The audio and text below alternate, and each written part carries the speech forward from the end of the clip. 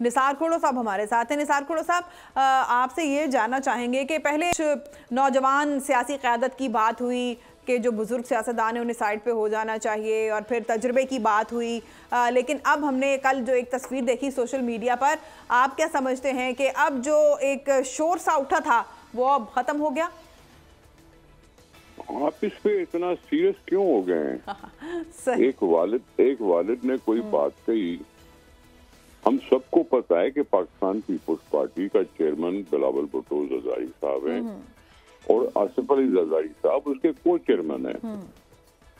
वो people's party parliamentarians के सदर जरूर हैं, और ये जो भी काम करते हैं, फैसले करते हैं, ये सब मुशावरत के साथ करते हैं।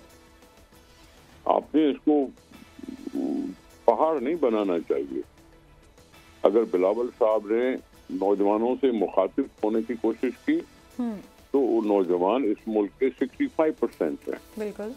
और मेजॉरिटी को अगर एड्रेस कर रहे हैं, उनको अपनी तरफ मुतवज्जा कर रहे हैं, तो इसमें बुरी बात नहीं है। और मैं समझता हूँ कि हमारे साथ जिसको हम बहुत अच्छा प्राइम मिनिस्टर समझते हैं, वो किस एज में प्राइम मिनिस्टर हुआ था? 42 में।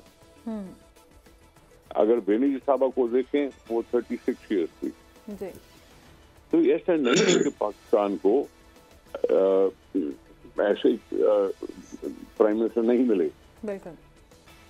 ये जरूरी नहीं है कि कोई 70 साल हो तो प्राइम मिनिस्टर हो और कम उम्र का हो तो प्राइम मिनिस्टर ना हो। सही बात तो है लोगों की, बात है पॉलिटिकल पार्टीज की।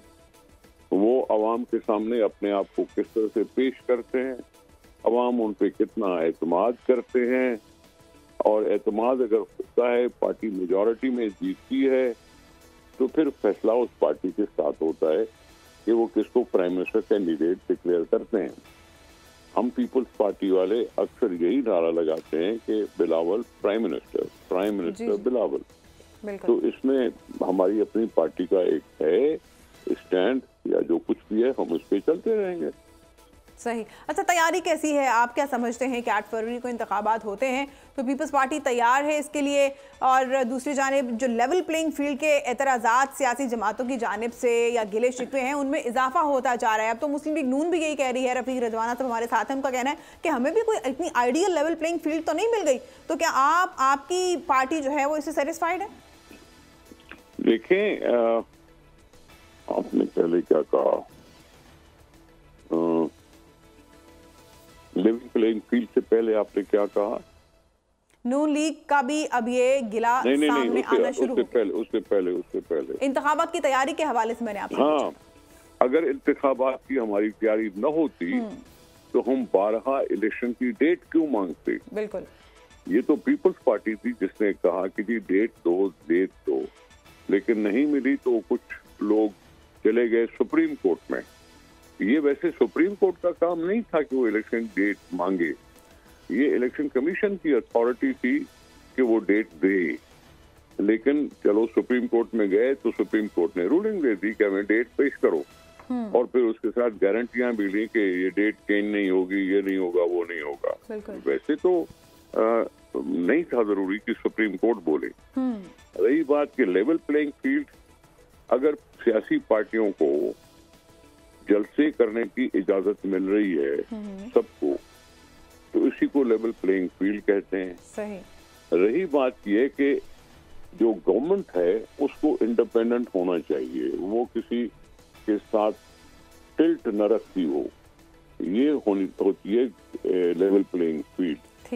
इसलिए देखें, जब ये केयरटेकर हुकूमतें नहीं थी तो इनकम्बेंट हुकूमत पर इल्जाम लगता था बुरा भला। सही, बिल्कुल। फिर ये हुआ कि चलो जी ये जो सिटिंग प्राइम मिनिस्टर है वो न हो, फिर आया ये केयरटेकर का। केयरटेकर के भी अजीब तरीके से, किसी जमाने में एक था कि जी हुकूमत की वजीर आजम थी बेनजीर भुट्टो साहबा, उसको डिसॉल्व करके हुकूमत को बना दिया गुलाम मुस्तफा जतोई को, जो अपोजिशन लीडर था। फारूक लगारी के जमाने में फारूक लगारी ने अपने दोस्त मेराज खालिद साहब को बना दिया। ठीक है जी। फिर इसी तरह से कभी जज आया, कभी कोई और आया। सही। इशारे तो उनकी तरफ भी होते हैं, इशारे तो उनकी तरफ से। मैं तो कभी कभी ये सोच रहा हूँ कि इंटरिम गवर्नमेंट की जरूरत क्या है।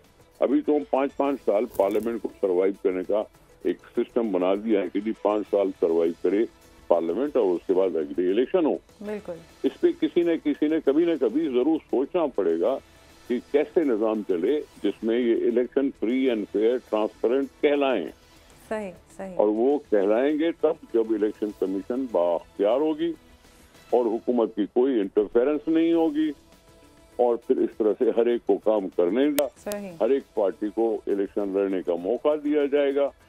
तभी जाके ये बात सेटल होगी कि हाँ जी इलेक्शन भी फ्री फेयर हुए और सबको लड़ने का मौका भी मिला। नवाज शरीफ साहब अगर डिस्क्वालीफाइड है तो अपने आप को ठीक करा लें, उधर से अपने कोर्ट से रुजू करें। अगर कोर्ट की जरूरत है तो उधर से फैसला ले लें। अगर पीटीआई का रहनुमा डिस्क्वालीफाइड है तो वो भी कोर्ट के सामने है और कोर्ट ने उसको सजा दी। इलेक्शन कमीशन ने उसको नोटिफाई किया कि जी डिस्क्वालीफाइड है। अगर डिस्क्वालिफिकेशन से निकला है तो कोर्टों में जाना पड़ेगा। अगर कोर्टें हमको इजाजत देती हैं तो इलेक्शन के मैदान में आना पड़ेगा। आ सकते हैं इससे सही। सब्सक्राइब करें और बेल दबाएं ताकि कोई खबर रह न जाए।